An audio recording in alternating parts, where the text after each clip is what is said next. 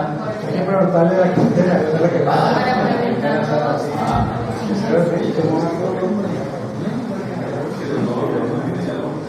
Bueno, buenas tardes, ¿cómo están? Buenas tardes, ¿cómo le va? Muy bien, gracias a ustedes. Muy bien. Bueno, me alegra los parece y vamos empezando de una vez. Usted es la que manda. ¿Cómo está esa vez que manda? Eso pregunto. Bueno, pues entonces bienvenidos. Bienvenidos a Coal. Se siente muy a gusto que ustedes se encuentren hoy acá acompañándonos. Esperamos que esta charla sea muy productiva y de gran aprendizaje para ustedes. Esa es la idea que siempre a Coal busca.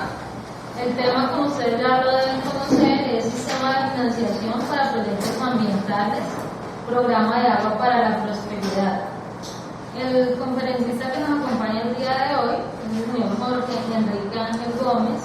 Él es ingeniero sanitario de la Universidad del Valle, magíster en economía de la Universidad Javeriana, cuenta con más de 30 años de experiencia en consultoría, es gerente y socio fundador de Ángel Rodríguez Ingeniero Limitada, 15 años en la actividad gremial, 4 años como experto comisionado en la Comisión de Regulación de Agua Potable y Saneamiento Básico CRA, y también ha sido gerente del área de negocios de acueducto de alcantarillado en Cali. Además, consultor del Banco Mundial y desde hace 4 años es asesor externo en el tema de agua potable y saneamiento de Finteter. Entonces, bienvenido ingeniero y también bienvenido nuevamente a ustedes. Bueno, muchas gracias. Otra vez, muchas gracias por atender la invitación. Quiero agradecerle primero a Codal. A Codal, yo me siento en mi casa. Yo estuve involucrado con la Codal Valle y fui su presidente como su presidente por más de 10 años. Y como anécdota me tocó comprar esta casa. O sea que más o menos conozco dónde estamos. ¿No? O sea, por ahora les digo que me siento como en mi casa. A ver, ¿cómo hacemos para...? Bueno, la realidad es que la charla que vamos a dar esta tarde, pues vamos a hacer más bien como un resumen de lo que ha sido un poco la historia del sector, como para situarnos. Bueno, vamos a gastar unos 15 minutos en eso, para ver cuál fue los precedentes a cómo estamos hoy y por qué estamos ahora. Y vamos a ver algunos aspectos no solamente financieros, sino tarifarios, estructurales, y los retos que tenemos, que pudiéramos hacer. O sea, un poco aprovechando la posibilidad que me dio la vida de estar en muchas partes, tal vez por la lectura que ustedes oyeron buenas. He estado de consultor en una firma de consultoría más de 20 años. Fui comisionado de la Comisión de Regulación 4 años. O sea, fui contratista de obra también. Fui consultor del Banco Mundial. Fui gerente de la gerencia de negocios del Cali 4 años. Y ahora soy asesor de Finteter. Entonces me ha tocado estar en todas las orillas. Me ha tocado sufrir todas las orillas. Entonces yo creo que eso es importante porque eso le da a uno una visión un poco más desapasionada.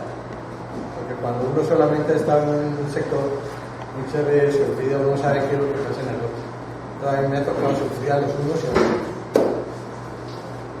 Entonces, arrancando, hablemos un poco de historia.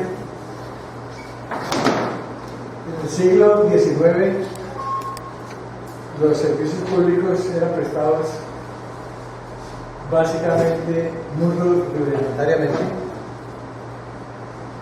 y la mayoría de los servicios eran prestados por privados.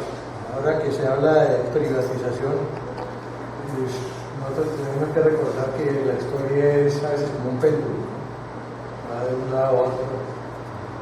Entonces, exegéticamente ninguna de las posiciones ni es buena ni mala. Pero lo cierto es que durante mucho tiempo, y fue sobre todo en el siglo XIX y comenzando el siglo XX, que los prestadores, sobre todo en los grandes centros urbanos, eran básicamente privados. Posteriormente entra el Estado a prestar directamente el servicio, y en la parte sanitaria, en la parte de alcantarillado, solamente en la década de los 50 comienza a haber realmente una serie de inversiones importantes en las ciudades, en los centros urbanos, que coincide un poco también con la creación de las empresas municipales, porque anteriormente, como vemos aquí, se dan una serie de pasos en los cuales se dictan una serie de decretos y de leyes que decretan de utilidad pública el servicio de acueducto y de alcantarillado, se estatiza. En 1940 se crea el Fondo de Fomento Municipal, se centralizan los recursos y comienza ya a pensarse de que hay necesidad de hacer unos cobros a los usuarios para el sostenimiento propio de las empresas. Es como la génesis, porque uno de los temas principales en economía es que se habla del agua, y así lo pensaban muchos economistas, era un bien meritorio. Y cuando se habla de un bien meritorio es un bien que la sociedad no debe tener un costo, sino el Estado. Pero ahora la verdad, ¿quién es el Estado? Somos la sociedad. Entonces, pero ese era el principio, entonces por eso se decía que no se debía cobrar. Sin embargo, aquí ya se comienza a pensar en algo del cobro para el sostenimiento de las empresas. En 1950 se crea el Instituto de Fomento Municipal, el IFOPAL. Este fue un instituto muy importante que duró unos 20 años, más o menos 25 años. La realidad es que durante un buen tiempo fue un instituto muy técnico, fue un referente a nivel latinoamericano por la seriedad, y se encargó. Uno, cuando tiene la oportunidad de recorrer el país, encuentra que buena parte de la infraestructura sanitaria, por ejemplo las plantas, fueron construidas en esta época, ¿no? O sea, se encargaba mucho sobre todo los centros urbanos intermedios. En el año 68 estaba el presidente Carolina Restrepo, se reforma la Constitución y comienza a hablarse de planeación, de planificación, y fue cuando se crea la primera Junta Nacional de Tarifas. El doctor Carolina Restrepo, que en su momento ha sido considerado uno de los presidentes con mayor visión, cuentan de las anécdotas que él a las 7 de la mañana estaba en Planeación Nacional discutiendo con los técnicos los diferentes programas. O sea, fue la época de oro de planeación, la época de Caballeros, en la cual se comenzó a planificar a largo plazo el Estado. Aquí está la creación de la Junta Nacional de Tarifa, donde comienza a hablarse ya de la recuperación de un porcentaje de inversión y por lo menos el pago de la operación de mantenimiento.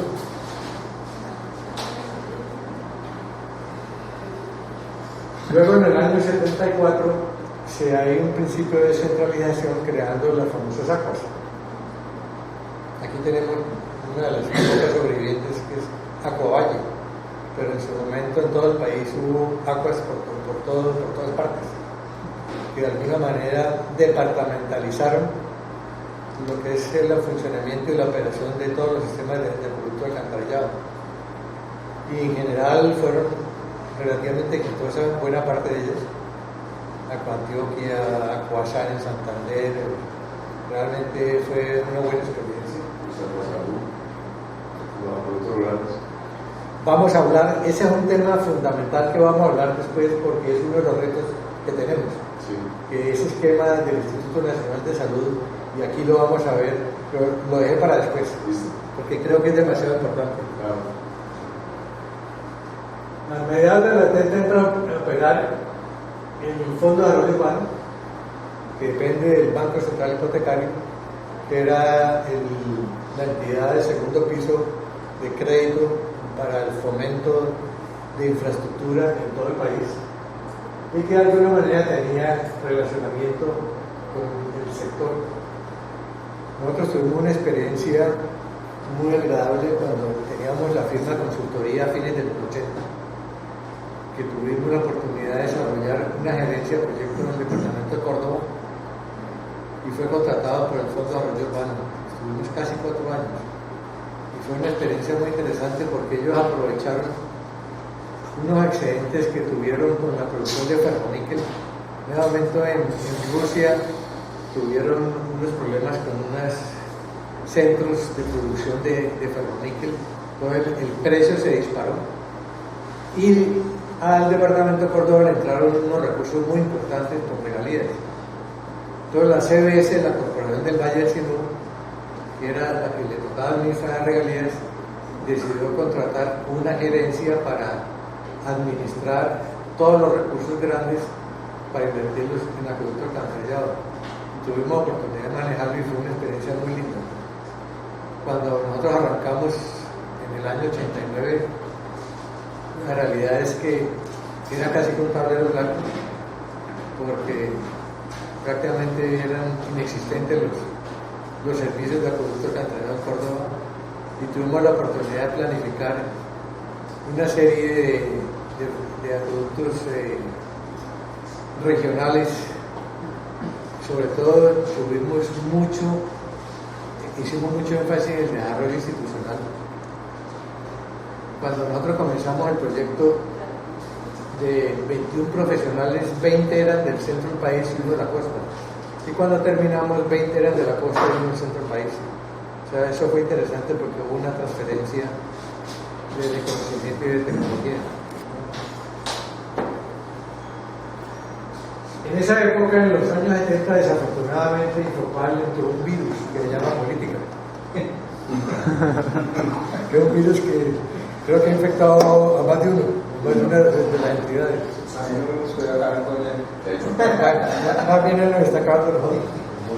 No, Infopal, que fue una entidad, un organismo competente, muy reconocido a nivel internacional, pues la realidad fue que se politizó. Y fue desafortunado para el sector. Esa fue la realidad que lo llevó a que en el año 87 tuviera que liquidarse Infopal. Por esa época, en el 89, se crea Findeter, que reemplaza al Fondo de Desarrollo Urbano y es adscrito al Ministerio. Yo recuerdo que nosotros en Córdoba, cuando estábamos haciendo la herencia, las primeras propuestas de financiación para los municipios las hicimos nosotros porque teníamos estructurado la herencia. Y Findeter aprobó los primeros recursos de toda esa historia, lo aprobó a Córdoba porque teníamos realmente todo un grupo de profesionales que tenían la capacidad de estructurar las solicitudes de crédito y teníamos adelantados los proyectos.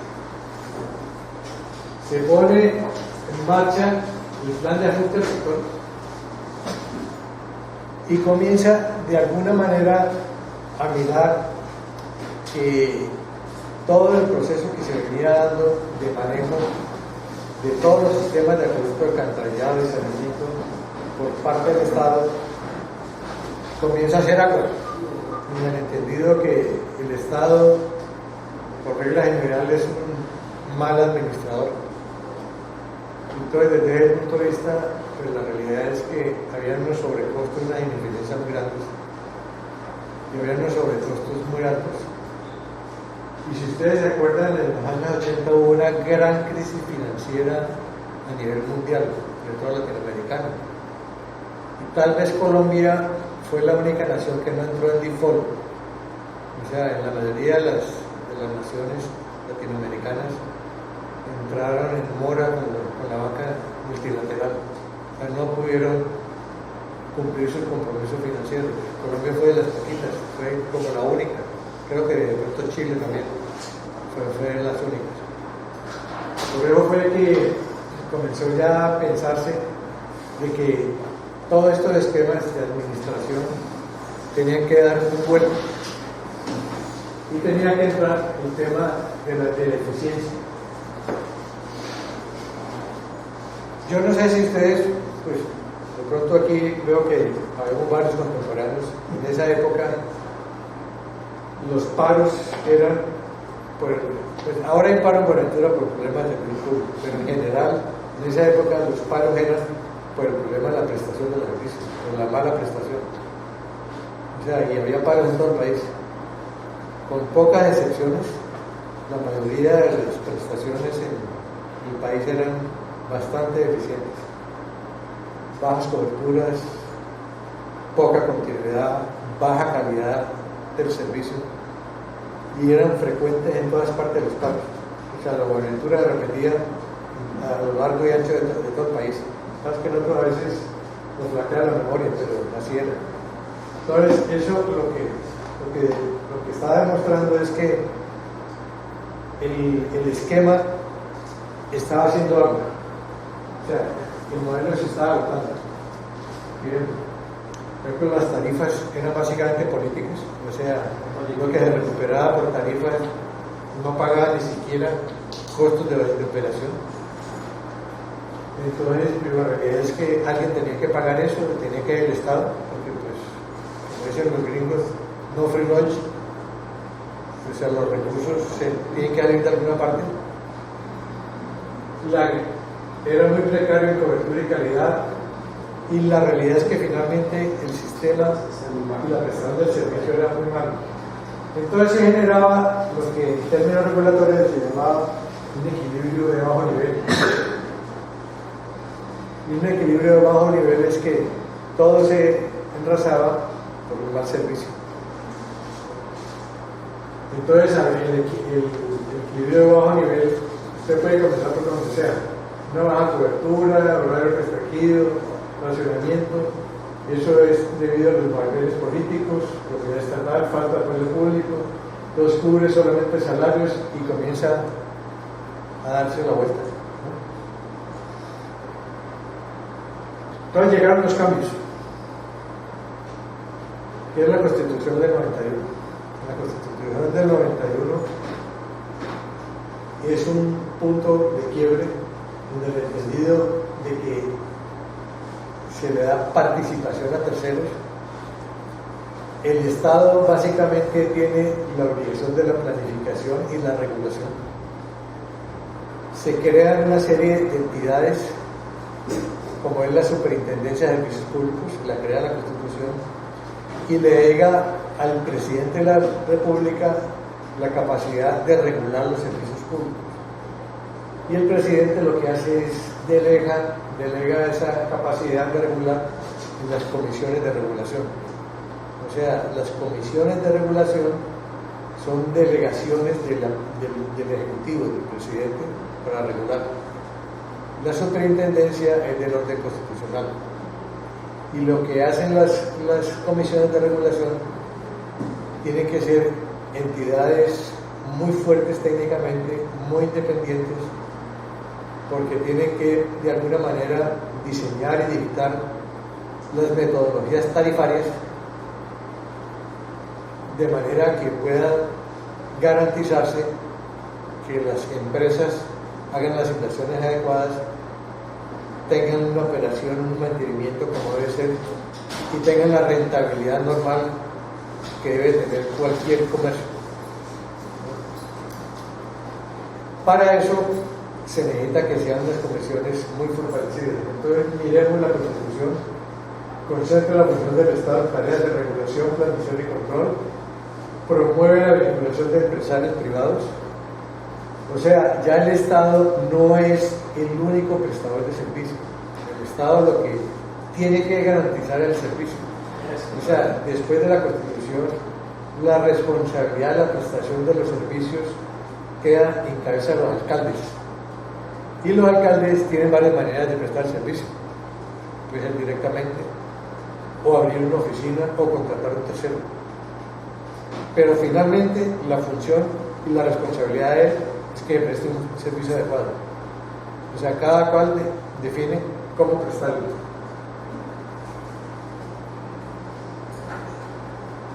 Entonces, aquí es cuando se suprime la Junta Nacional de Tarifas, se crean las comisiones para los tres servicios, para agua, para telecomunicaciones y para el sector eléctrico. Se expide la ley 142. Yo recuerdo todas esas discusiones que tuvimos en la ley 142 porque era un esquema totalmente diferente. Había muchas discusiones, por ejemplo, en empresas públicas como EPM, como Cali, como la empresa de Acueducto de Bogotá, que decía que iban a estar en inferioridad de los privados por el tema jurídico. Y esa es la razón por la cual, y eso no lo entiende mucha gente, muchos de los funcionarios de las empresas, esta ley que es de carácter superior le da la posibilidad a las empresas de trabajar con el régimen común, el régimen privado.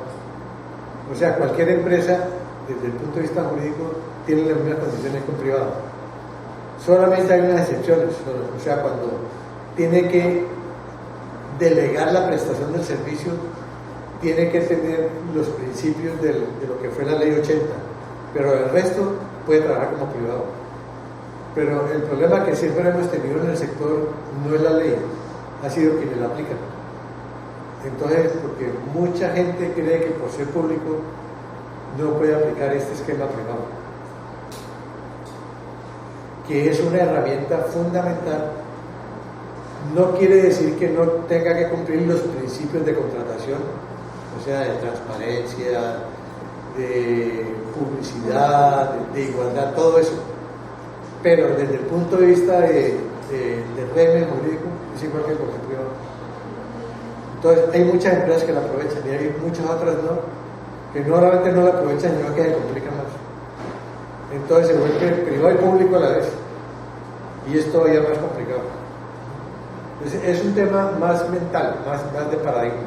Pero esa fue una de las ventajas que dio la ley 142. Bueno, entonces, garantizar la eficiencia y calidad, ampliar la cobertura, permitir la participación privada, garantizar al usuario el acceso a los servicios y racionalizar el régimen tarifario. Y los aspectos claves son estos tres. El Estado, a través de sus ministerios, o sea, en este caso el Ministerio de Vivienda, Ciudad y Territorio, básicamente es un diseñador de políticas, básicamente. La regulación la hace un ente independiente, que son las comisiones de regulación, y la prestación del prestador del servicio, que es una empresa de servicio público, que puede ser pública, mixta o privada, cualquiera de las tres.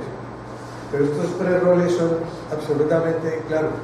Desafortunadamente se confunden, y muchas veces los ministerios, que es uno de los problemas que vemos y que seguimos viendo desafortunadamente, comienzan a administrar y comienzan a contratar y confunden sus roles, desafortunadamente. Entonces aquí básicamente, aquí hay un cuadro una psicosis entre el siglo antepasado y el siglo pasado. Eran municipales y era el sector privado. Entre el 36 y el 83 estuvo el centralismo, estuvo el fomento municipal, ferrocarriles nacionales también participó un tiempo. Ahora vamos a ver un esquema que tengo más adelante. Aquí está la información de hacer, pues del 84 al 90 comenzó el principio de centralización.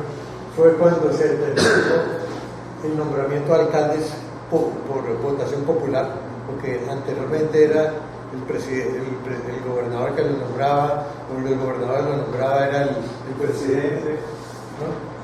Y luego del 91 para acá, pues lo que hemos hablado, el esquema totalmente nuevo. Esta es de alguna manera pues la estructura actual del sector, yo creo que ustedes todos conocen,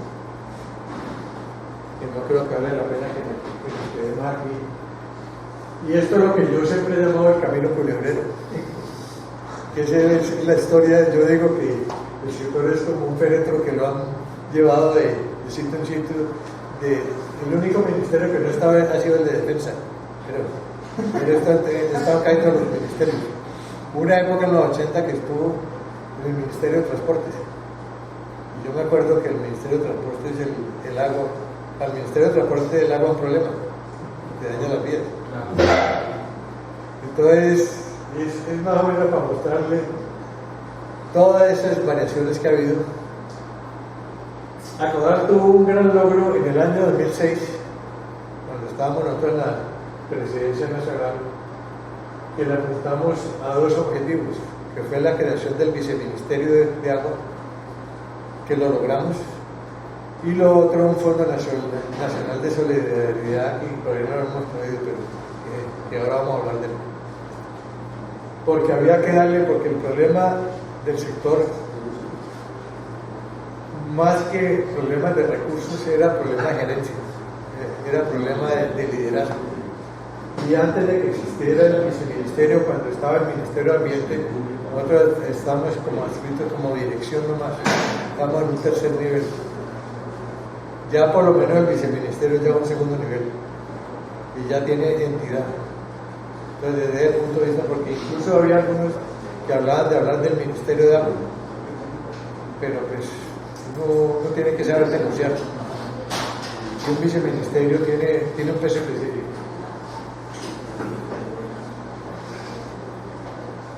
¿Cómo estamos hoy día? Hablemos 23 años después de la expedición de la ley 142, más o menos. Eso es lo que lleva la ley 142. Ha aumentado la inversión en infraestructura. Ahora vamos a ver algunos datos. En todo el sector privado cambió la estructura empresarial.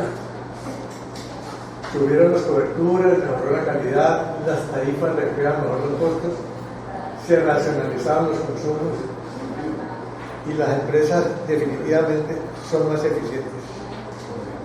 Buenas tardes. Bienvenidos. Gracias. No se han perdido ni el 25%.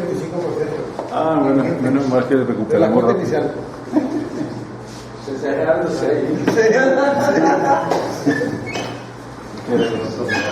Entonces, después de la expedición de la ley 142, y sobre todo se profesionalizó el tema y se creó una cultura de regulación. Aumentó la inversión. Estos son algunos datos que he sacado de diferentes fuentes. Aquí se ve, por ejemplo, la inversión del 2008 al 2014 del SGP para agua y saneamiento, del 2008 al 2014, donde se ve un grado de ascenso significativo.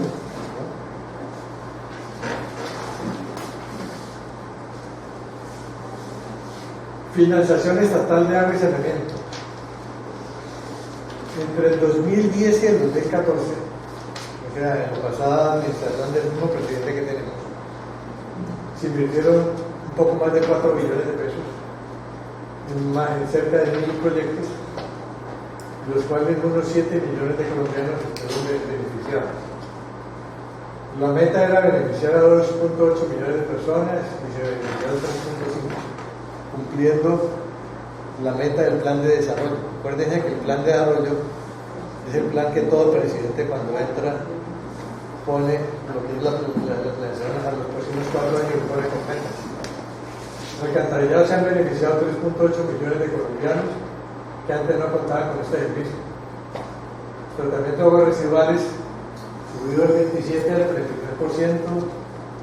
Manejo de residuos sólidos se pasó de 847 municipios que disponían de manera adecuada los residuos a 203. Pero miren ese detalle y quiero mirarlo para problemas del tema rural. Se financiaron proyectos por 116 millones beneficiando 142. No es logro, para nada.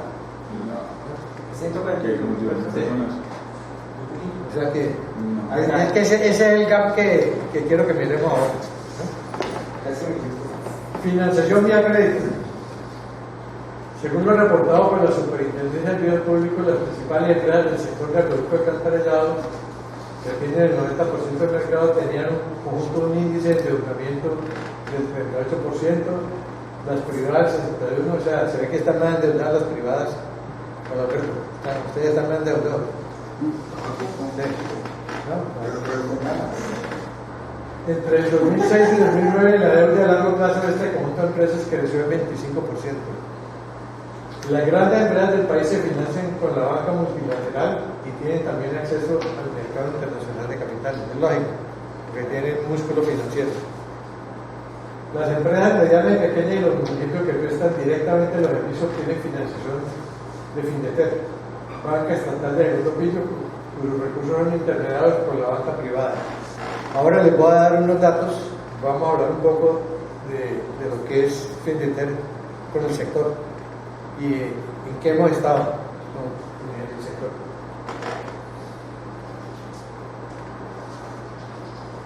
La financiación del sector por fuente. Estos son los datos de Luis Guillermo Vélez, no sé si usted lo conoce. Luis Guillermo Vélez fue una persona que trabajó en EPM, que es un consultor internacional muy reconocido. Muestra el impacto tan importante que tiene el tema tarifario en el país. O sea, aquí, de acuerdo con esto, la fuente de recursos más importante, según el estudio del Guillermo Vélez, el 63% de los ingresos hasta el año 2010 eran por concepto de tarifas, o sea, era esfuerzo propio de los usuarios. Aquí están otros rubros: municipios, la nación, PDA, regalías y otros. Y si hacemos una comparación a nivel latinoamericano, podemos ver que el único país que nos supera por tema tarifario es Chile, y le sigue Colombia. Por ejemplo, México, que uno pensaría que está bien, está bastante deficiente, tiene apenas el 30%. Venezuela, bueno, ya no hablemos de Venezuela, pero en general está bastante deficiente, ¿no? O sea, en eso lo que muestra es que en estos 23 años el sector se ha profesionalizado, el sector ha cogido conciencia, los usuarios hemos cogido conciencia, o sea, en general en Colombia, y eso es un activo que uno no se imagina lo importante que es, tenemos cultura de pago. O sea, uno muchas veces habla por ejemplo, de empresas que están mal, y entonces a uno el gerente le dice: no, es que aquí hay cultura de no pago. Y yo muchas veces les digo: es que lo que hay es cultura de no cobro. Es diferente. O sea, una cosa es una cosa y otra cosa es otra cosa. Pero en términos generales, la cultura de pago está muy centrada. De hecho, la mayoría de los usuarios exigen medidores. La mayoría exigen, o sea, es increíble. Y el medidor es tan importante, como lo vamos a ver, por la disminución del consumo. O sea, la práctica que nosotros hemos tenido en el sector es que la diferencia entre no tener medidor y tener medidor es que los consumos rebajan el 50%, más o menos. O sea, cada calculador. Entonces, ya sabemos de qué estamos hablando. No hablemos de pérdidas, ni índice de agua no contabilizada, sino uso racional de eso, ¿no? Y la gente lo ha hecho básicamente por convencimiento y por tema de bolsillo. El tema de bolsillo es fundamental. O sea, es un tema que se habla en economía de elasticidad de precios. O sea, esa disminución de los consumos que ha habido, y ahora los vamos a ver, dramático en el país, es básicamente porque se está acercando al cobro del costo real del agua. Anteriormente, cuando era el cobro político, lo que nada nos cuesta, volvamos a una fiesta, ¿no? Y eso al Estado le costaba demasiada plata. Pero en cambio ahora, cuando ya se cobra lo justo, y ya la realidad es que la gente es consciente. Yo cuando estuve en la gerencia de acueducto aquí de Cali, tuve la oportunidad de una invitación que me hicieron a Andalucía, España, a Sevilla, y cuando entré al edificio de administración vi algo que me llamó mucho la atención, que era como una especie de arbolito de Navidad que fue construido con 1000 botellitas de agua. Y decía, nosotros esto se lo vendemos por €1. Es que 1 metro cúbico son 1000 botellitas. ¿Cuánto vale la botellita de agua? ¿1.000 pesos? 1.500. O sea, 1 metro cúbico, ¿cuánto valdría? 1,5 millones. ¿Y cuánto le cobra la factura a usted? 2.000, 2.500. Eso acaba cualquier discusión. Así de sencillo, ¿no? O sea, son temas tan sencillos que finalmente poco se racionalizan. Pero cuando se muestran así, la gente entiende. Y la gente no es tonta. O sea, la gente cuando paga más es cuando no tiene el servicio. Una preguntita para nuestro auditorio, amor, como de comentario. ¿Qué opinión tiene usted acerca de aumentar la tasa por uso de agua, el precio que tienen que pagar a las corporaciones de agua por el tasa de uso de agua? Porque es muy poquito, ¿no? Estamos hablando de 75 pesos por metro cúbico. Si aumentáramos 10 pesitos, se podrían financiar esquemas de conservación de áreas estratégicas donde producen agua, ¿no? Que es el problema grande que hay, ¿no? Que el problema de la escasez de agua es que, digamos que los reservorios, los ríos están secando porque han cambiado unos usos del suelo, ¿no?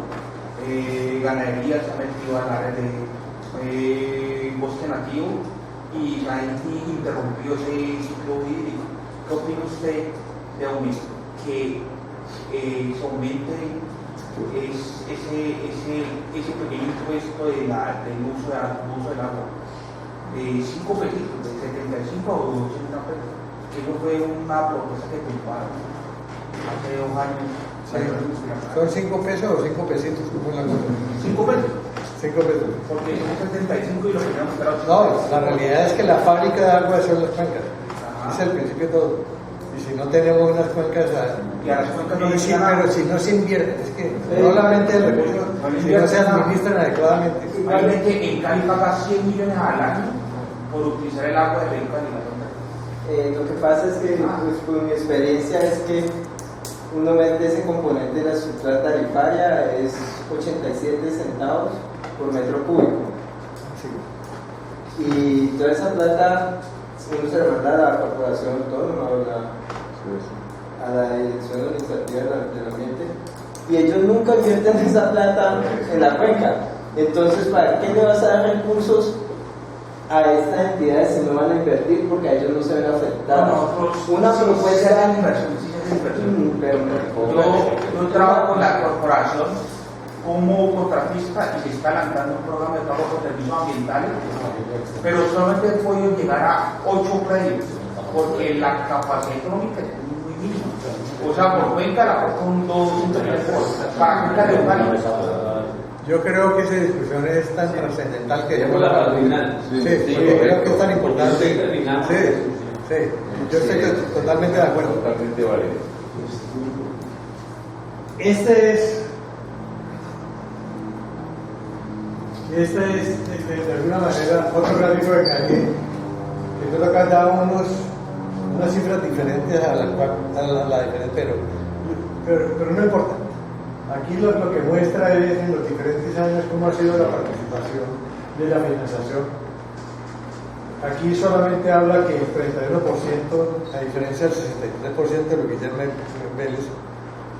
O sea, ahí hay una discusión de cuál fue la fuente y cuál fue la línea básica que utilizaron, ¿no?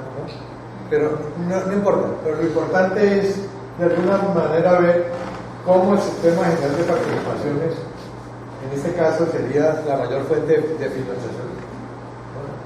Y cómo ha venido creciendo con el tiempo. Y esta es una distribución porcentual del sistema general de participación que muchas veces no conocemos.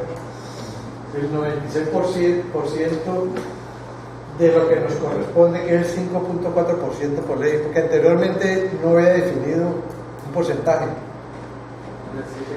Después de las 7:15 nos definieron, nos dije que poquito, pero es mejor que sepamos cuánto es, porque antes todo dependía que de hecho, si tenía una capacidad de hacer lobby o no en Bogotá. De lo cual, del 96%, el 58% va para educación, 24% para salud, 5.4% para agua y saneamiento. En el 2009 fueron 1.1 billones y general, propósito general, 11%. Y de los cuales el 85% llegaron a los municipios y el 15% llegó a los departamentos. Entró el sector privado y cambió la estructura empresarial. Esta es una gráfica de la presentación del DNP del año pasado. Actualmente hay 81 empresas de producto alcantarillado en el país de mayor de 2.500 suscriptores que tienen participación privada. O sea, la realidad es que sí ha habido un cambio empresarial importante en el sector, que atiende el 38% de la población urbana. Por ejemplo, y eso fue fundamental para la costa caribe. No sé si ustedes recuerdan Barranquilla en los años 90, que el 50% no tenía agua y el otro 50% pues era de mala calidad. Siempre se hablaba de que había que ampliar el módulo número 5 de la planta de tratamiento para poderle dar más agua. Cuando entró el operador especializado, en términos de 3 años, la cobertura, o sea, la subió a 24 horas con la misma capacidad. O sea, y podemos hablar de Cartagena lo mismo, podemos hablar parte de Santa Marta, cuando acaba de salir el operador. Montería fue lo mismo, Tunja también. Tunja hubo un tiempo que solamente tenía 12 horas de agua, ya tiene 24 horas de agua. La realidad es que aquí está cómo está dividido lo que son mayores de 50.000 habitantes y menores de 50.000 habitantes. Hubo experiencias muy buenas, muy interesantes. Hubo otras experiencias que fracasaron, ¿no? Pero pues es la sumatoria de todo eso. Por lo menos en términos generales es mucho más lo positivo que ha tenido, y eso de alguna manera obligó a las empresas públicas a volverse más eficientes, porque para el regulador es totalmente transparente que la empresa sea pública, mixta o privada. El regulador lo único que le interesa es que cumpla unos indicadores, o sea, la composición accionaria que tiene ese cuidado regulador. Lo que le interesa es que cumpla ciertos parámetros. Subió la cobertura, evidentemente ha subido la cobertura, ¿no?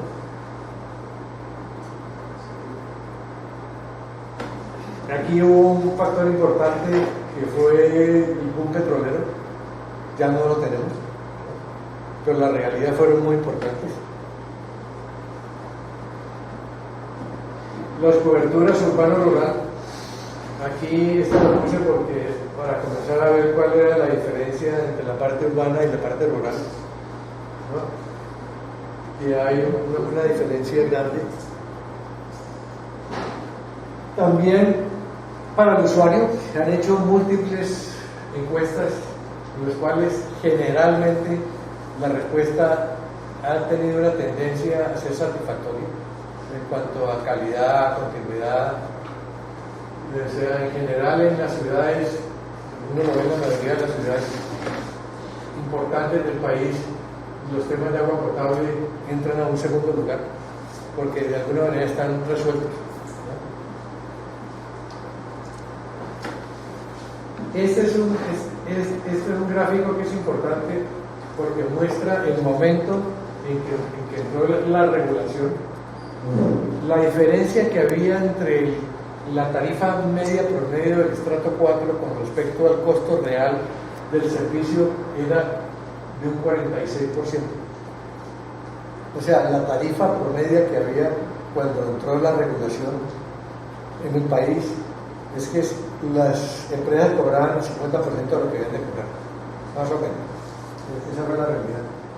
Y esto ha sido más o menos los saltos que tuvo que dar entre el 96 y el 2005. Salto muy grande. Fue realmente un impacto grande. O sea, fue una época que hubo incluso, desde el punto de vista ciudadano, un impacto grande. Porque no solamente había un costo muy bajo del costo que cobraban, sino que también había unos subsidios demasiado altos. Había subsidios del orden del 1000%.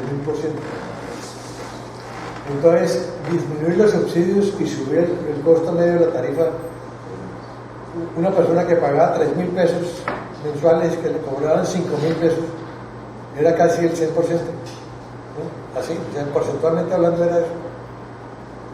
Pero eso fue un costo que los ciudadanos pagamos para poder llegar a un esquema que fuera sostenible. Y de alguna manera esto se demuestra con esta gráfica que muestra la variación promedio desde el año 99 hasta el 2011 de lo que fue el costo de la variación de los servicios públicos y del IPC. Miren que aquí la diferencia era muy grande y a medida que pasaba el tiempo más o menos se emparejaron, o sea, ya se normalizó la diferencia de los aumentos de costo. Pero esa época entre el año 95 al año 2005 fue terrible, fue casi que actos heroicos, y eso hay que reconocérselo pues al ejecutivo, al regulador, al controlador y sobre todo al usuario, hay que reconocerlo, que absorbió todos esos, porque fueron choques, digamos así. Y de alguna manera, en los últimos años, o en los últimos ya 10, 15 años, el crecimiento ha sido con el IPC. O sea, ha sido, y como el IPC se ha sostenido de una manera relativamente controlada, los impactos han sido menores. Aquí está lo que representa para los diferentes estratos el cobro de la factura de agua. Este es un estudio de Diego Fernández.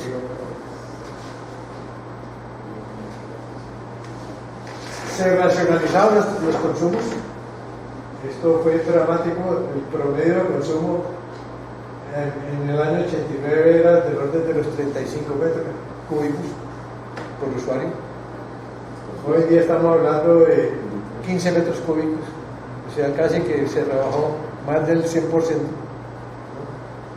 Y eso se debió básicamente a que el usuario es un ser económico que mide las consecuencias económicas de un bien como el agua. Entonces, él mismo se controla. O sea, es una forma automática. Y eso le sirvió al país y le sirvió a las empresas para postergar inversiones. Yo recuerdo nosotros en el año 90, a fines de los años 89, elaboramos el Plan Maestro de Producto para Cali. Y se decía que en el año 2015 teníamos que tener unas nuevas fuentes. Pues ya con esta disminución de consumo ya hablamos que es por ahí para el año 2030, más o menos. Y eso ha pasado en todas las ciudades, en Bogotá, en Medellín. Entonces todas esas grandes inversiones que tenían propuestas se han ido planeando en el tiempo. Y eso financieramente tiene una connotación muy importante. No solamente para la empresa, sino también y sobre todo para el usuario. Aumentó la eficiencia en las empresas, el número de empleados por conexión ha bajado dramáticamente, los usuarios ya no pagan por la burocracia, porque como cada vez el regulador, y ustedes lo saben, los que trabajan en la empresa, le aprietan los tornillos, porque cuando comenzó la regulación, el problema es que el regulador tenía poco conocimiento del sector, y ya hoy en día tiene mucho mejor conocimiento. Entonces ya utiliza incluso unas herramientas estocásticas para determinar cuáles son de alguna manera las eficiencias que deben de tener las empresas. O sea, ya no come cuento el regulador. hace 20 años tenía que trabajar con lo que tenía, que era una información muy difusa, una información, no existía el SUI, era la información que buenamente le dan las empresas. Y lógicamente, si a mí me piden, si a mí me piden cuánto me vale, pues yo le subo, ¿no? O sea, eso es lógico. Pero ya hoy en día, ya todas las empresas tienen que medirse. Y las empresas, si no se miden, pierden plata. Si es privado, se quiebra.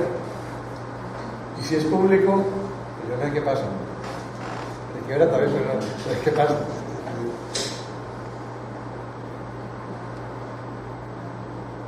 Pero, entonces aquí viene el tema rural.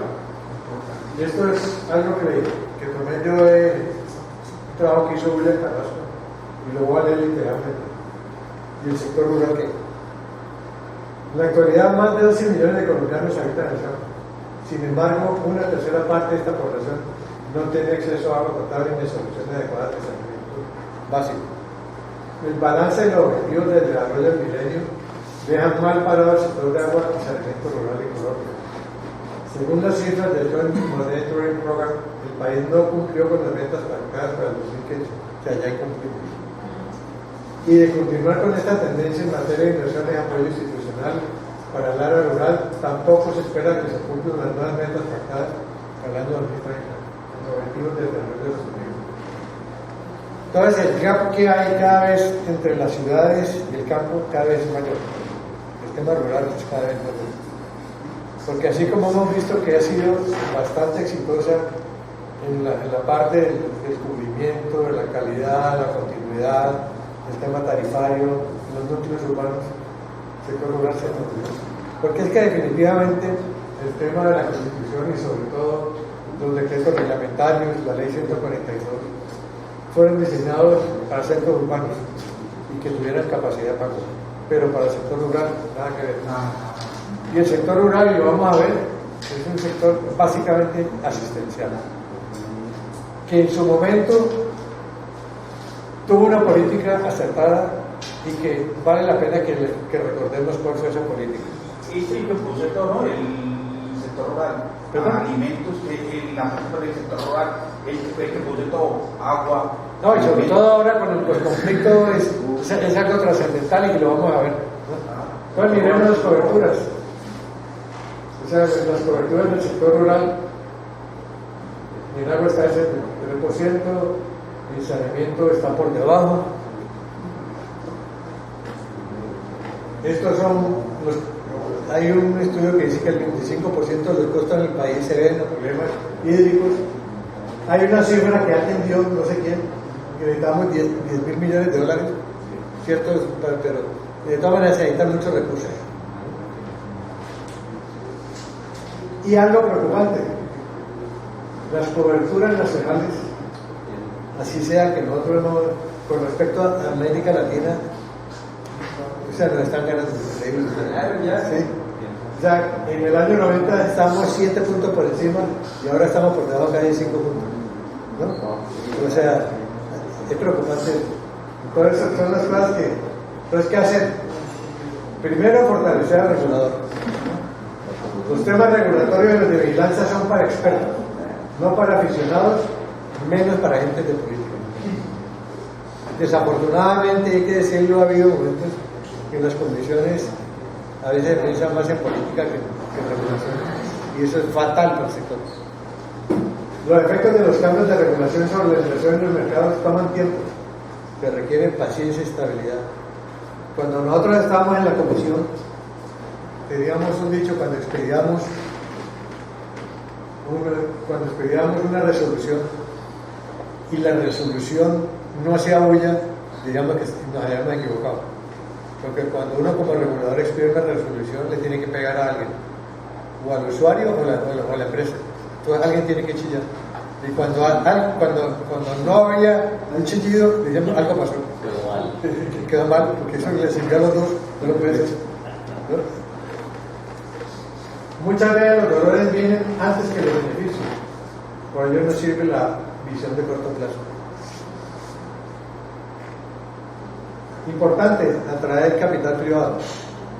Vemos que buena parte de la financiación fue de tarifa y fue del sistema general, pero la parte privada.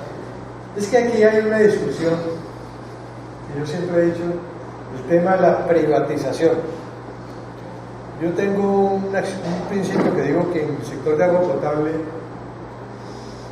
no hay privatización por muchas razones. Y les voy a contar, hay un estudio del Banco Mundial donde hay una relación entre los costos de inversión que necesita para obtener un usuario. O sea, en agua potable son 12 veces más altos que en telecomunicación, 7 veces más altos que en electricidad. Lo que quiere decir es que el costo de capital que tiene que invertir un privado en sectores de saneamiento es muy alto. Y generalmente es lo que llamamos los costos hundidos. Los capitales son golondrinas, son muy nerviosos, entonces por eso no les interesa meterlo. Yo si tengo una planta, si usted tiene una planta, yo no la voy a meter a que se me quede 25 años, me voy a una huelga y después yo me voy a llevar los tubos, ¿no?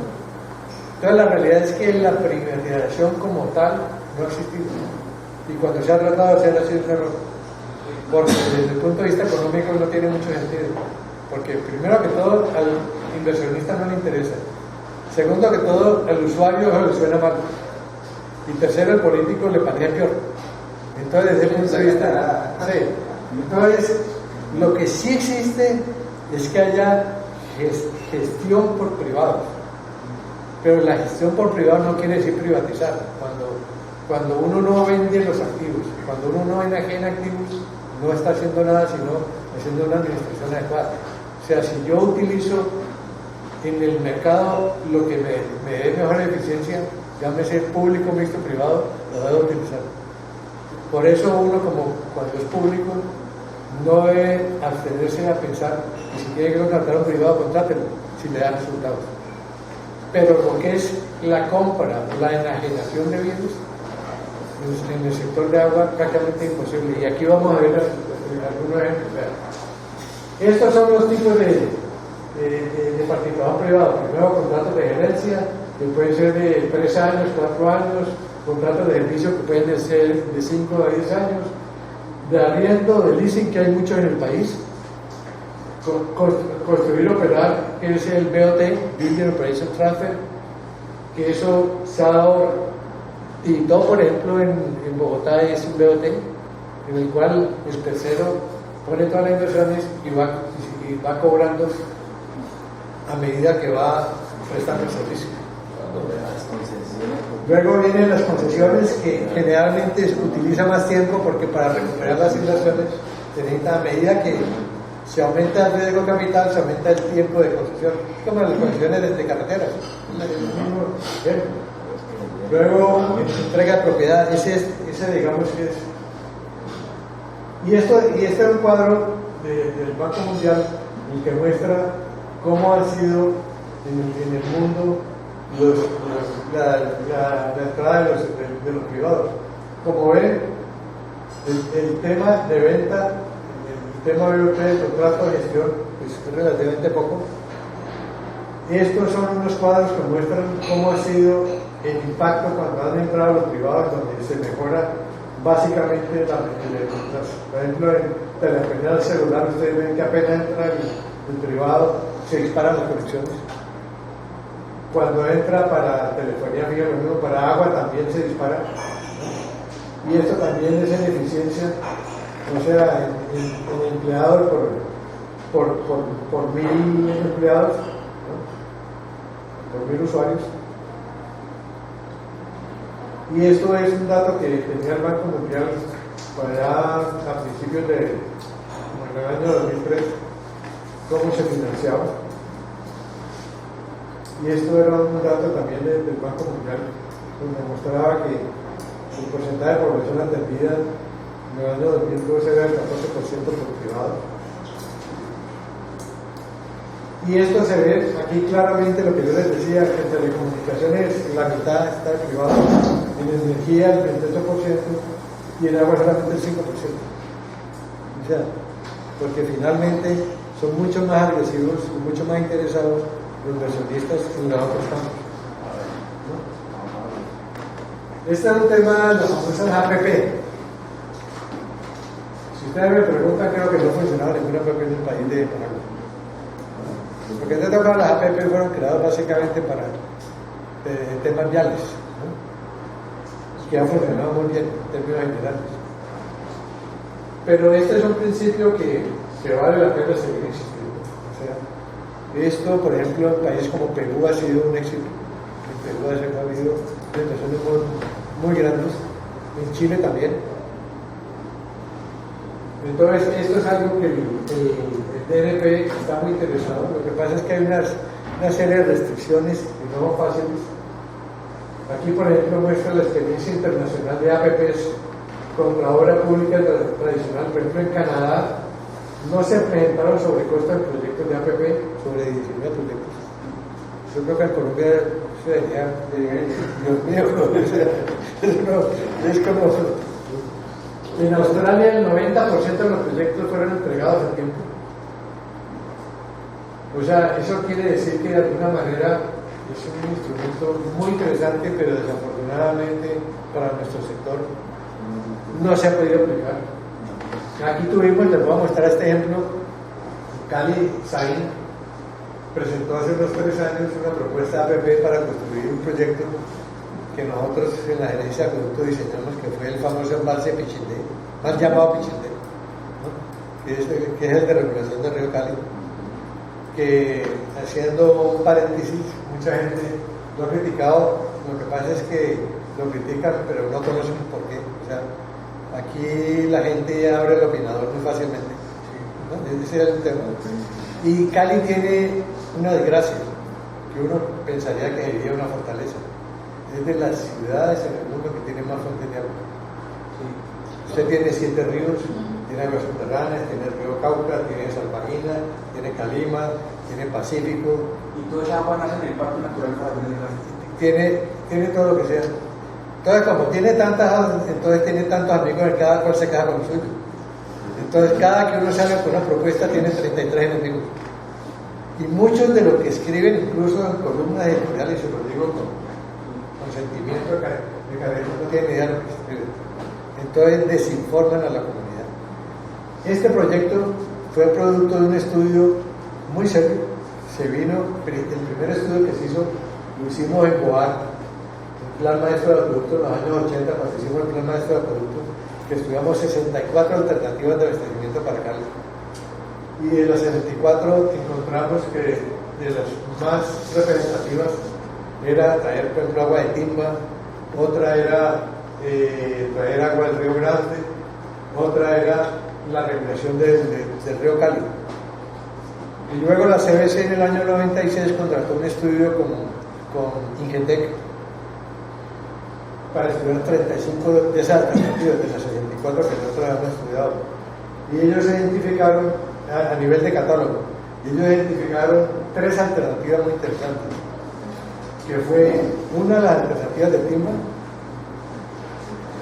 la otra fue traer el río Grande y la otra fue la regulación del río Cali. Entonces CBC amplió el contrato para llevar esto a nivel de prefactibilidad avanzada. Y de las 3, la que le dio mejor resultado y mejor fue la regulación del río Cali. Sí.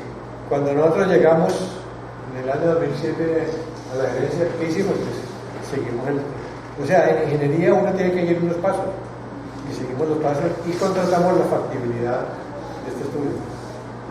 Y la realidad es que es un proyecto bien interesante. Yo digo que es un proyecto de tipo intermedio, no compite con los proyectos que están estudiando de traer agua.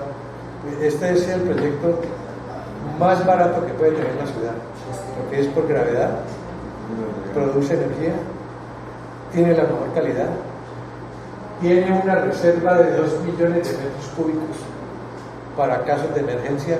Es que, entre otras cosas, Cali no cumple el RAS. Estas ciudades exigen tener un almacenamiento mínimo durante un cierto tiempo, que lo tiene Bogotá y lo tiene Medellín. Cali, todas las fuentes que utiliza las utiliza sin receta, a filo de agua. Entonces, lo único que tiene son los reservorios que hicimos. Cuando nosotros hicimos el reservorio, me dieron palo todo el que quiera. Hicieron después otro más grande, pero son pequeños. Entonces, con esto se duplica la capacidad de producción del río Cali. Así de sencillo, pasa de 1,8 a 3,5 metros cúbicos.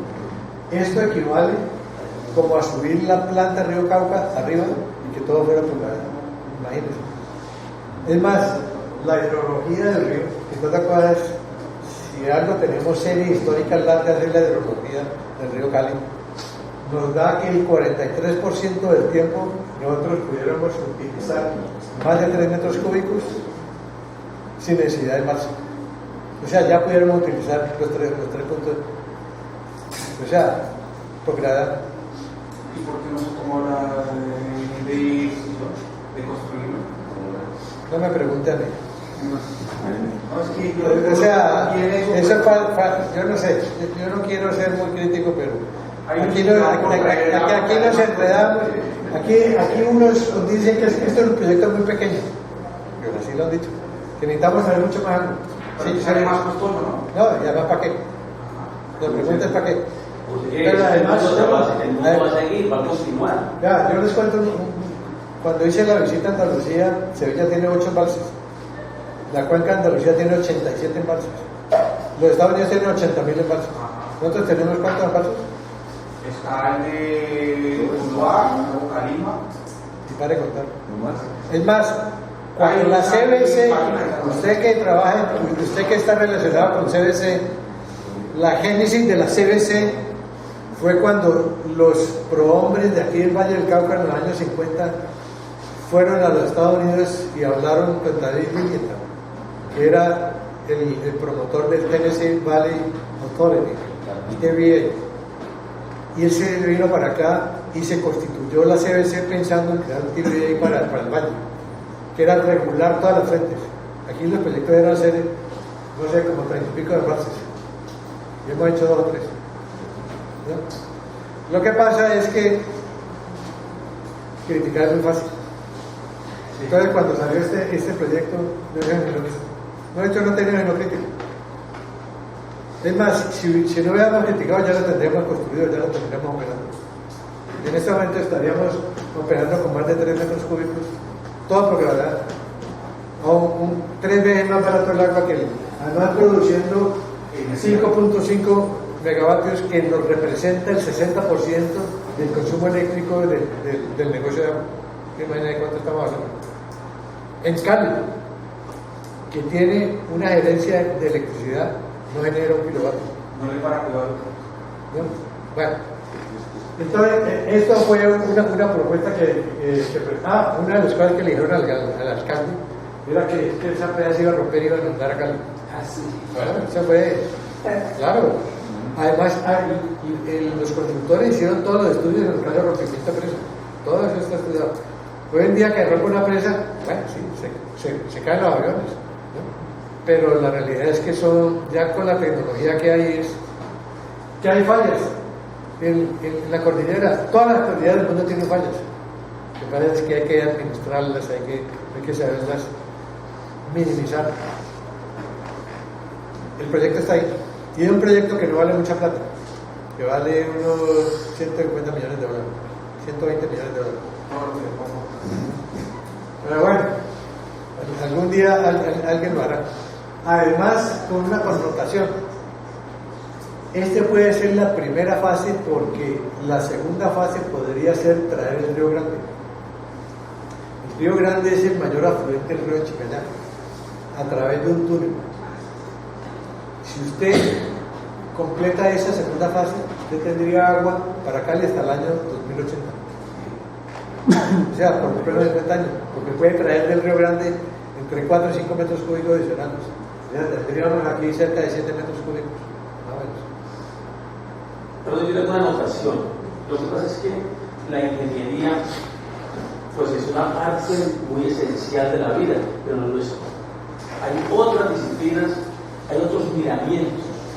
La época en que los ingenieros soñaron con hacer la operación corazón abierto y hacer las grandes cosas, ya da miedo. Porque en estos momentos estamos viendo otra realidad. Mire, todo lo que se contaba, porque me parece excelente la presentación y con ese sentido estratégico para pensar. Pero no podemos olvidar entonces que dentro de poco va a tener más de agua, de grandes trufos de ingeniería, grandes trufos, grandes represas. ¿Qué tal hubiéramos hecho toda la tarea de Viviental? ¿Qué tal hubiéramos seguido, por ejemplo, la Viviental, el Catina de tumbó el suelo allá en Estados Unidos? Son genios que quieren tener de sucio, porque jugar con la naturaleza es muy bravo, es peligroso y sobre todo causa problemas mayores. Le quiero contar, por ejemplo, sobre este sueño aquí los ingenieros de transformar la realidad, no traer, por ejemplo, el agua que vaya, que todavía medio salva la selva del Pacífico y tratarla de meter para acá, cambiarla. Esas son cosas muy bonitas, pero yo creo que son peligrosas. Entonces, a mí, por ejemplo, este proyecto, sé que no es parte de la charla, sino que lo hiciste como un aporte adicional. A mí no me gusta. Perfecto. Me parece absolutamente, digámoslo así, peligroso en el futuro, porque ahora hay que pensar en las fuentes alternativas. Ya no estamos en esta época. Ahora estamos atrasados en las fuentes alternativas. Los países están migrando hacia otro tipo de... Bueno, dicho, le quiero contar las grandes represas que empiezan a tener ya su poco histórico. No, estamos de acuerdo conversando porque esta es de las represas más pequeñas que uno puede construir. Son 18 millones de metros cúbicos. O sea, esto no debería llamarse ni siquiera más. Pero bueno. Para unos pero bueno, o sea, entonces, esta es una propuesta que hizo un proponente SAI, simplemente la alcaldía, porque es que desafortunadamente en los esquemas de las APPs, la propuesta hay que presentarse no es a la empresa, sino a la administración local. Y otro problema que hay, que es fundamental, que no se ha podido superar, es que con el tema de los subsidios, entonces cuando se contabilizan los subsidios dentro de los ingresos en la empresa, cualquier inversión que se haga viene a ser pública. Entonces ya no se puede catalogar como APP. Entonces ahí tenemos un escollo de tipo legal que es muy complicado. Conclusión: el sector requiere suplir necesidades de infraestructura. La APP, en algún día tenemos que superar esto, ¿no?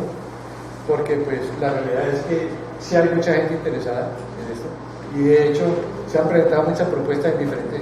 De hecho, en este momento Findeter está adelantando con Planeación Nacional un gran proyecto para abastecer de agua a Santa Marta, llevando agua del río Magdalena.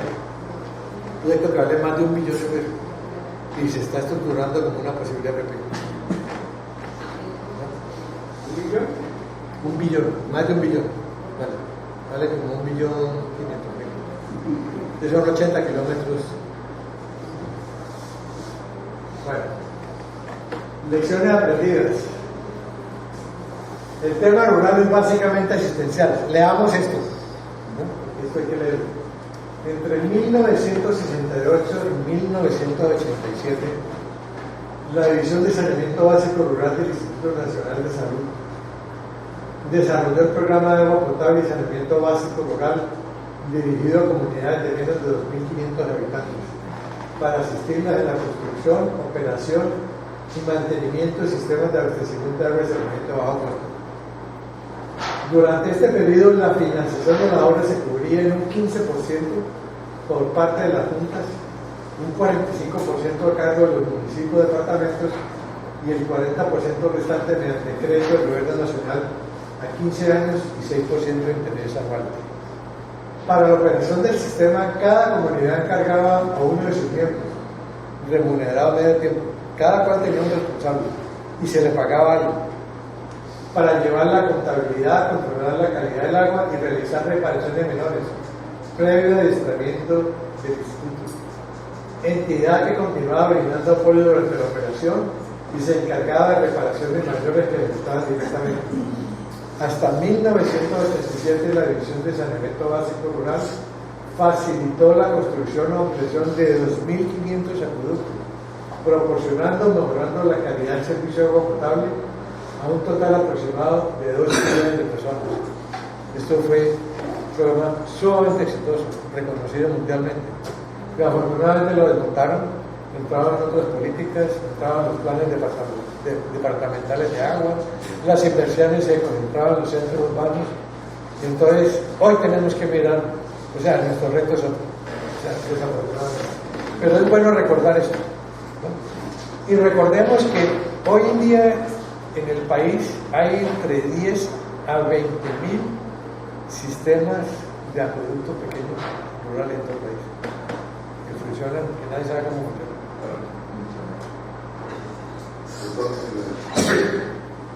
El modelo que tenía el Valle del Cauca para la administración del producto rural era con tutela departamental, el modelo es sobre juntas administradoras de servicios rurales. Sí. Y es de la parte exitosa cuando incluso un funcionario público de salud pública hacía parte de la junta de ordenanza del departamento y tenían asistencia técnica y administrativa. Es la parte más importante. Con la 122 pues se soltó la competencia y al ser un municipio no estaba preparado y obviamente pues se abandonó el esquema. Entonces, pero hay que pensar en algo, mira, la regulación y los servicios hablan de prestadores menores de 2.500 suscriptores. Bueno, pero poco se ha avanzado en el tema. Por ahí vi en la página el tema de la metodología para la calidad de ellos, que se aplica pues con la 87. El agua está en la zona rural. Hay microcuencas, por ejemplo. Y hay ejemplos en el valle de organización social de ellos, como empresas comunitarias, a la luz de las formas que la misma ley 142 estima, ¿no? Que pueden administrarse por fundación comunal, por un administrador de servicios, por asociación de usuarios, por administración pública cooperativa. Y hay algunos ejemplos muy buenos. Entonces, a medida que ellos se han organizado bien, pues han sido profesionales, autosustentables, autosostenibles, eso tiene éxito. Entonces, la falta es el acompañamiento del Estado. Básicamente asistencial de eso con el departamento, pero el departamento va a ir como una muestra por allá 2 o 3 veces en el año y hasta luego. La parte de la calidad totalmente abandonada. Está el tema de los PONCH, los planes de cuenca hidrográfica de manejo de los PONCAS de cuencas abastecedoras. ¿Sí? Pero también ya aterrizando en conformación de un objetivo como verdadera inversión comunitaria, ese sería, pero con el acompañamiento del departamento de una parte como de funcionar antes. Pero bueno, entonces tenemos oportunidades, porque cuando hay problemas es cuando hay oportunidades, cuando no hay problemas, ¿qué oportunidades hay? Bueno, a eso venía la parte que estoy esperando, es que, bueno, ya tenemos en construcción ya, para iniciar el proyecto de construcción para la cultura, el cedro, el castillo de Cerrito, y ya tenemos estudio técnico, ya el Estado nos invita por la plata, ¿cómo podemos acceder? Posconflicto y sector de agua y saneamiento, porque lo que vamos el entorno en el que nos vamos a mover todos es el tema posconflicto. Y hay una oportunidad muy grande porque vamos a tener recursos, no solamente del orden nacional, sino internacional. Y lógicamente el posconflicto, ¿dónde estaba? ¿El conflicto dónde estaba? La zona rural. O sea, entonces yo creo que ahí más o menos el rompecabezas lo vamos armando. Incluso yo vi unas declaraciones de Mariluz donde hablaba que Acodal estaba dispuesto a acompañar al gobierno para el sector de agua potable, de hacer un procedimiento público en el Congreso de Cartagena en cuanto a los retos que significan mejorar los servicios de agua potable y saneamiento en zonas de conflicto, zonas rurales. Buena parte de la inversión estatal y recursos internacionales en los próximos años estará dirigido a atender dichas zonas. Es una oportunidad muy grande, lo cual representa un reto y una gran oportunidad para el sector. Acaban de crear la Agencia Nacional del Agua, que fue una propuesta de Acodal. Podría ser, no sé, podría ser la entidad que liderara las acciones para canalizar los recursos estructurales, las soluciones en materia de agua y saneamiento del sector rural del país. Primero, ¿qué va a hacer la Agencia Nacional del Agua? O sea, de alguna manera va a ser el paraguas de todo el tema de aguas en el país, porque como hay tantas entidades que tienen que ver con el agua, entonces esta las va a unir. O sea, va a ser el catalizador y va a ser el regulador de todo lo que tenga que ver con agua. Porque cada cual, el Ministerio de Agricultura por el lado, el Ministerio de Minas, el Ministerio de Ambiente, el Ministerio de Vivienda, cada uno tenía las empresas. Entonces la realidad es que, ¿y el agua qué? El agua qué, ¿cómo me administro? Entonces la Agencia Nacional va a tener que ver con todo eso. Va a ser la ligación. Apenas en marzo fue que se creó. Y hay otro tema que es la nueva reforma tributaria, que a través de la nueva reforma tributaria se estableció la posibilidad que los contribuyentes podían invertir parte de sus impuestos en infraestructura. Eso lo está haciendo Perú, por ejemplo. No, y otro país, pero Perú lo está haciendo. Que puede ser, o sea, cuántas fábricas, empresas tienen interés en ciertas zonas, entonces invierten parte de sus impuestos en infraestructura, en saneamiento. O sea, eso puede ser una realidad, porque ya es una realidad, ya está estructurado, ya está reglamentado. Entonces, simplemente lo que quiere es presentar proyectos y finalmente, si yo tengo que pagar un impuesto, yo preferiría más bien invertirlo en algo, porque de alguna manera corporativamente me da un plus. Yo pago el impuesto y la DIAN ni siquiera me da la gracia. En cambio, si le doy agua a mis vecinos, me da la gracia.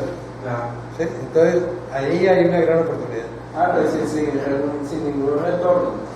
No, es que usted tiene que pagar, $1.000 millones de pesos en impuestos. Entonces usted puede invertir 500 millones en obras de infraestructura con cierto reglamento, entonces ya entonces a la DIAN le paga son 500 millones. 500 en infraestructura. Entonces la empresa es la encargada de hacer el proyecto. Claro, hay una reglamentación, pero el que hace la inversión es la empresa. Solo tiene un inconveniente grande, que es que el Estado se reservó el derecho de decir qué proyectos los incluye y qué proyectos deja hacer por el tema fiscal de que no recorte los ingresos al Estado. Sí. Entonces, Eso siempre mete la mano. Tiene un tema político ahí complicado que no es así tan fácil de decir. Yo lo hago. Eso no es el cielo, pero por lo menos es una oportunidad. Se abre un panorama. ¿No? Estamos de acuerdo. O sea, el Estado, llegamos a lo que yo les digo, que es que el Estado todavía pierde la capacidad de poder delegar, de poder creer en nosotros, en los ciudadanos. Es así. O sea, esta es otra oportunidad. Implementar el Fondo Nacional de una empresa de servicios públicos, en vez de pagar impuestos puede. Claro. Es que eso es un negocio. O sea, por le digo, o sea, es que es bien interesante. Bueno, Fondo Nacional de Solidaridad, que es una propuesta que hemos venido, nosotros cuando estábamos en la Comisión de Regulación, nosotros presentamos al Congreso un proyecto de ley para implementar el Fondo Nacional de Solidaridad. ¿Qué es básicamente el Fondo Nacional de Solidaridad? Hay dos tipos de subsidios, que es subsidio a la oferta y subsidio a la demanda. Generalmente el Estado lo que hace es que utiliza sus recursos a través del SGP o regalías y los implementa como subsidios a la oferta.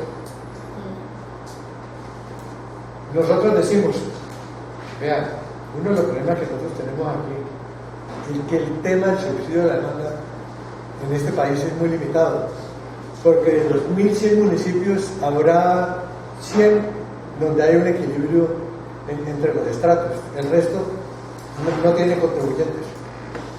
Entonces el problema es que eso ha sido una barrera de entrada a mucho operador que quiere entrar a operar, porque finalmente vía tarifa no tiene compensación de sus ingresos. Entonces nosotros decimos, ¿cuál es el principio nuestro? El que realmente conoce los problemas de operación de un sistema del operador. No es ni el ministerio ni la superintendencia, es el que está metido día a día allá. Y eso se ha demostrado. El ejemplo que les puse de Barranquilla, por ejemplo, que llegó y en vez de hacer la ampliación de la planta de tratamiento, lo que hizo fue gestión y hizo una sectorización de las redes y mejoró el sistema. Entonces, démosle herramientas para que los terceros, los privados, tengan posibilidad de entrar a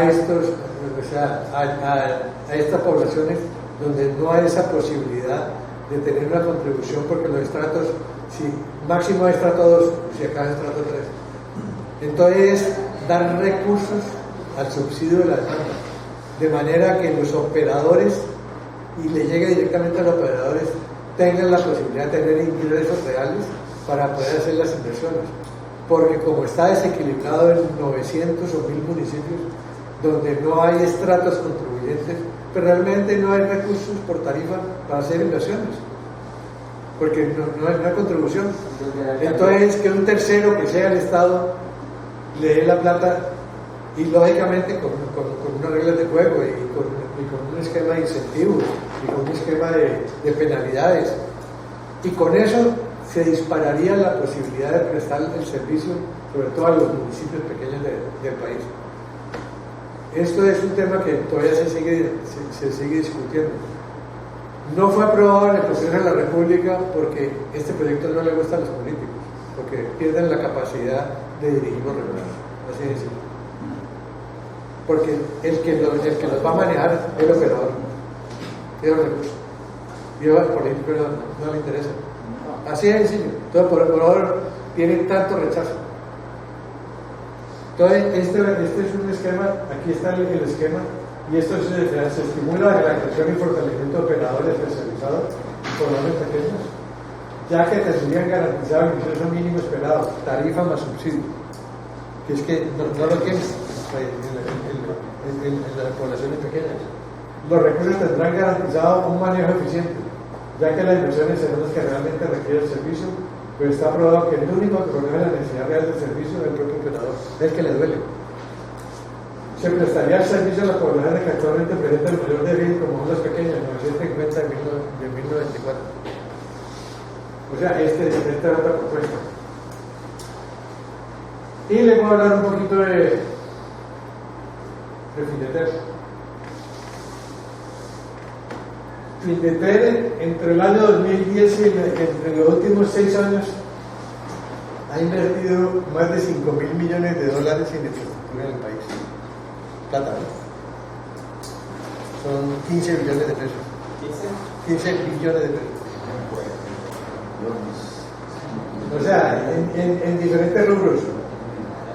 Ha de alguna manera gestionado, apalancado, financiado más de 3.500 proyectos en todo el país. Perdóname, ¿cuántos años? Entre el 2010 y el 2006. O sea, en esta administración, para ponerlo en la administración de Luis Fernando Arboleda, es que Findeter se disparó. O sea, y les voy a contar, bueno, y hablemos del sector de agua. El sector de agua, miren lo que se ha hecho. O sea, nosotros hemos realizado.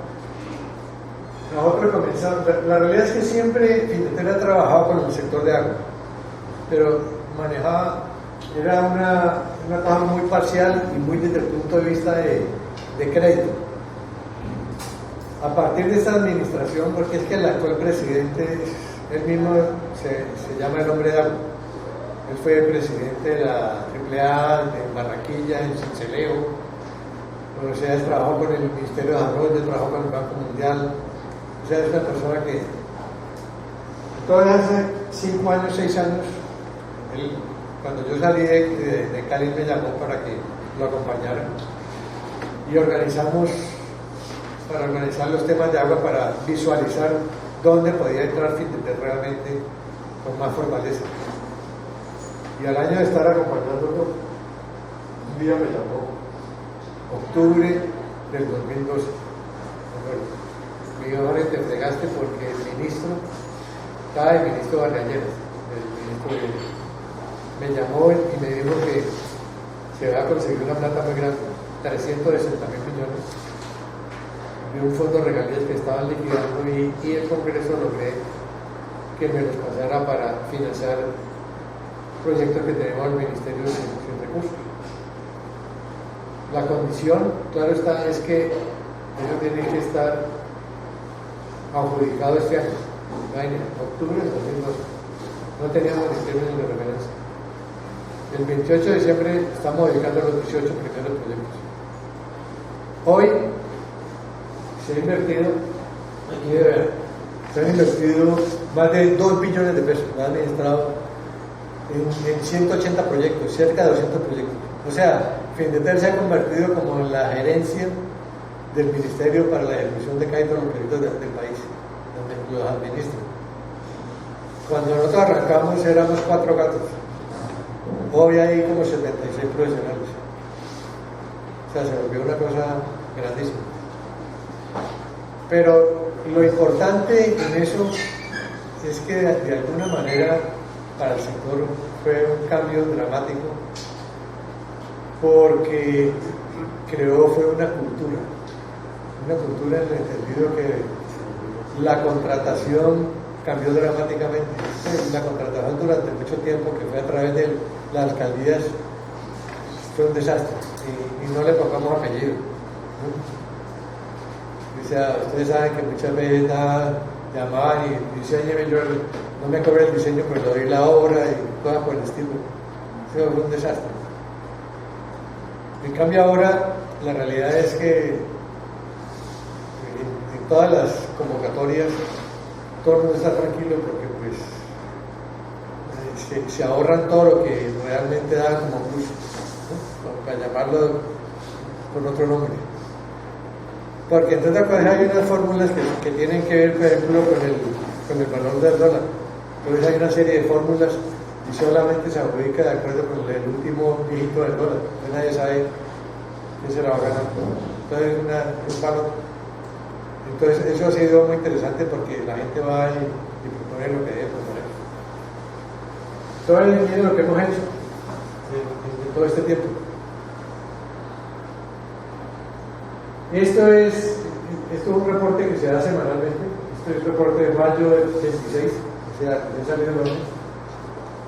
Mire el total de proyectos, 250 proyectos. Se han terminado 126 proyectos ya. Están en el proceso 63. En amarillo son unos que están típico Buenaventura, y rojo unos que están terribles. En todo el país, ¿no? Sí, en Chocó se han hecho todo lo que usted quiera. En Chocó se han hecho, en Lloró, en Vallasolano. Quibdó, por ejemplo, pasó una cobertura como el 27%, como el 87% en red de... Se metieron como 120 kilómetros de redes en Quibdó. Ya están terminando, ¿no? Carmen de Bolívar, ¿se acuerdan que Carmen de Bolívar era un ícono? Nosotros le pusimos agua y cuando había habido 5 proyectos que han fracasado. Ahora estamos metidos en Buenaventura. Eso sí es de un camino. Yopal, estamos haciendo Yopal también. Sí. Entonces, esa es la inversión, mire, hasta ahora estamos manejando 2 millones de pesos. En todo el periodo santo. En todo el país, sí. Son proyectos de todo el país. Muchas gracias.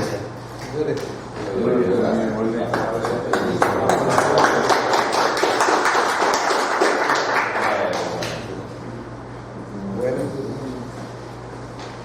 no manejas por Findeter, cualquier cosa a la orden. Para los trabajadores menores está abierta la puerta, pues. ¿A todo el mundo? Listo.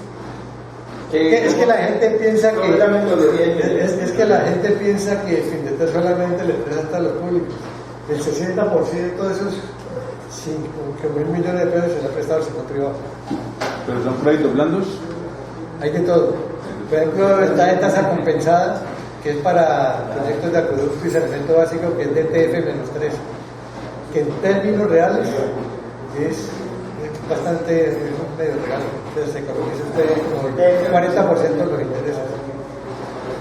Ingeniero, por vía directa al Findeter, o hay que pasar por el ministerio. Todos los proyectos tienen que pagar tienen que estar privatizados por el ministerio. Desafortunadamente. porque como son recursos de la nación, Claro, todos tienen que pasar por la ventanilla única del ministerio, del viceministerio. siniestro. Sí, pero no puede directamente a Findenter, y Findenter le ayuda a estructurar y a dirigirlo por dónde llevar el proyecto. Claro, ya se le da toda la guía, se le da todo eso.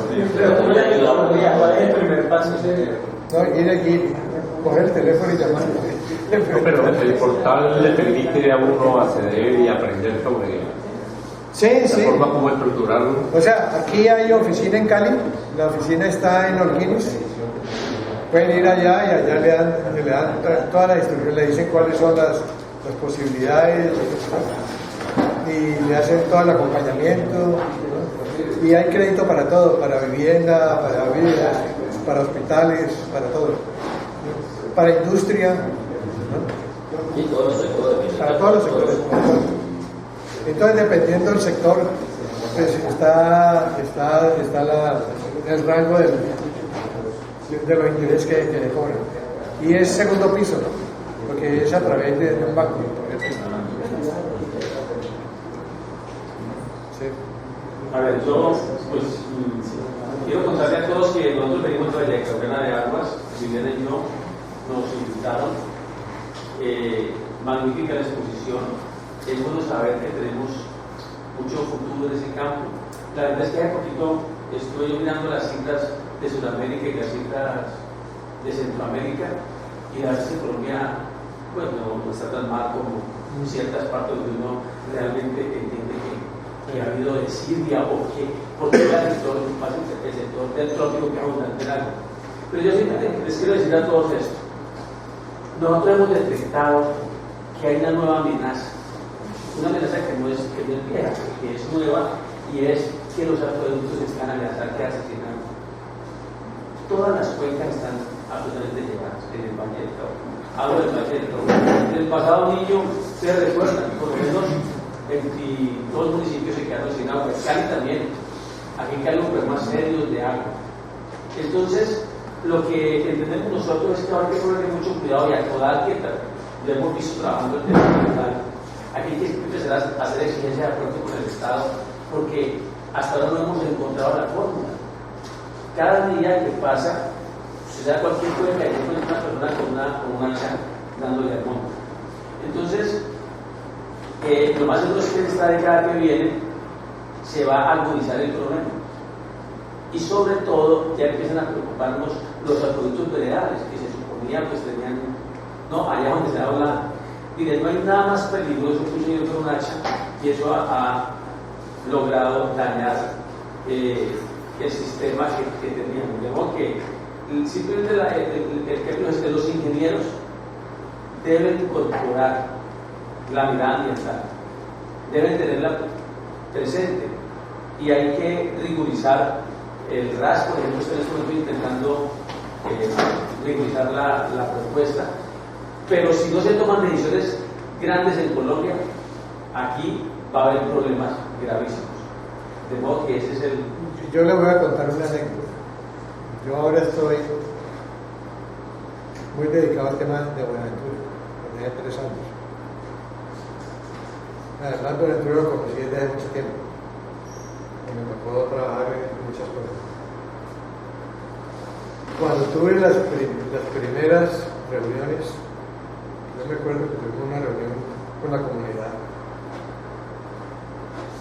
Hablamos de la necesidad de elaborar un plan maestro de acueducto, como elaboró Vallecaucana, y nosotros lo impulsamos, o sea, desde el Findenter y Planeación, que había unos recursos del PDA, que unas obras que se iban a hacer, entonces dijimos, no tiene sentido, más bien utilicemos el plan maestro, que ya lo tenemos. Y yo recuerdo que, digamos, en la primera presentación que hice entre la comunidad y entre los líderes, y lo único que les dije es la importancia de tener un plan maestro y la importancia de conocer y darnos cuenta del cambio climático que nos iba a afectar a todos. Ríase el abucheo que me hicieron. Me dijeron, usted no tiene ni idea, aquí en el Pacífico nosotros no conocemos el cambio climático, eso en otras partes. Muchos de los líderes que están saliendo en televisión, de los cuales me he hecho muy amigo, y sobre todo uno de ellos no hizo sino criticarme, quedé callado. El año pasado, sobre todo este año, el río Escalarete, que es posiblemente la mejor fuente de agua que tiene un municipio en Colombia y posiblemente en Latinoamérica, llegó a unos extremos inimaginables. O sea, el promedio en el río Escalarete eran de 4 o 5 metros cúbicos por segundo y llegamos a casi que menos de 1 metro cúbico por segundo. Fueron 3 semanas, 4 semanas, pero impactantes. Pero el problema son las tendencias. Entonces, por eso le cuento esa anécdota, que la importancia de tener en cuenta eso, ¿no? Porque la realidad es que ese tema es una realidad. Pero hoy Trump sacó a Estados Unidos del acuerdo. Pero tranquilo, que dentro de poquito lo vamos a sacar ahí. Sí, eso es la de no puede dar mucho de eso. Mira, lo que pasa es que salen los planes y quedan en los escritorios. Otra vez, en 2012 están los planes de ordenamiento de cuencas. ¿Quién les da viabilidad? ¿Quién les da operatividad? No está hecho en todas partes, en los que se han podido realizar, pero ¿quién lo hizo hacer? Vea, ¿Quién operativiza esos planes? Se quedan ahí en el escritorio. vea, uno de mis primeros trabajos como profesional fue en la ciudad de Bucaramanga. Creo que algunos de ustedes no habían nacido todavía. Y lo que más se vanagloriaba, la compañía de la Acueducto de Bucaramanga, que en ese tiempo era privada, era de bumangueses, y era la empresa más eficiente que había en Colombia. Eran los bosques que tenía y las cuencas que tenía. O sea, lo que hacía era cuidar las cuencas. Y tenía profesionales dedicados a cuidar los bosques. Me acuerdo de eso. Desafortunadamente, pues los temas ambientales le quitaron parte de la competencia a las empresas. Pero yo creo que ese es un tema que hay que discutir. Y yo creo que de alguna manera las empresas tienen que retomar eso y poder hacer esa inversión. La otra cosa es la compra de la zona forestal hídrica. Por parte de los operadores no le pagan la zona. Cuando yo estaba en la gerencia en Cali y le pedía a la gerente que compráramos toda esa franja que hay al frente de Terrón Colorado, del río Cali, que me están ofreciendo. No me paró por... Hoy no tendríamos esa inversión. Y nos daban un precio casi que regalaban. Perdón, pero es que también analizamos, por ejemplo, yo participé en un estudio de campo en la parte del río Felidia y de Bajas, inclusive en las quebradas que quedan hasta el río Aguacatal. Y nos fuimos a hacer un estudio en época pues, de verano, con la época del niño. Hicimos una visita en la parte de Niña Baja, arriba, en el... Sí, arriba por la Felidia, pues. Hicimos un estudio y resulta que por allá tienen muchas fincas de veraneos los ricos, inclusive los Corderos, los Carvajal. Entonces, casi que nos metimos a la fuerza de unos determinados sitios de esos, y resulta que ellos tienen unos tanques, pero gigantes, un tanque y este mayores que este espacio, este salón.